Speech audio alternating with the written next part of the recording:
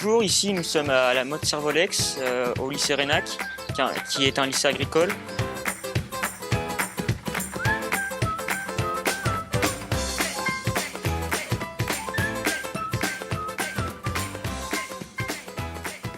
Là, on va présenter notre pièce de théâtre. On a repris des pièces qu'il y a dans la BD.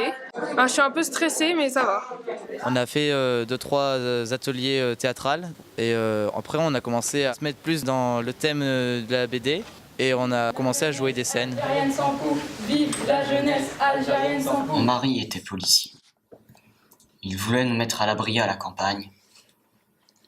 Il a été tué lors d'une explosion.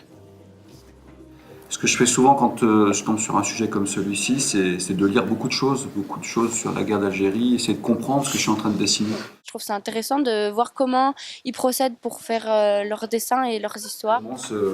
Ça, c'est une des planches originales de l'album. Vous voyez, je travaille en noir et blanc et je fais des couleurs après par ordinateur. C'est sympa que le lycée il organise ça, une rencontre avec un scénariste, un dessinateur. C'est pas tous les jours qu'on a l'opportunité de faire ça. Au départ, c'était 12 ou 15 histoires indépendantes qui devaient chacune être dessinées par une dessinatrice à chaque fois. C'était sympa de voir toutes les étapes qui ont mené au résultat final qui est la BD. C'est assez fort de voir à quel point des lecteurs, des jeunes lecteurs en plus, peuvent s'intéresser à un livre qu'on a pu faire à une époque, s'intéresser vraiment aux mots, aux moments clés, et ça, pour moi, c'était le plus touchant. C'est la première fois qu'on interprétait ce récit, donc c'était intéressant de voir sur quoi les élèves ont mis le focus. Là, on sentait que l'exil, partir du pays, c'était quelque chose qui les touchait plus finalement que le reste du récit.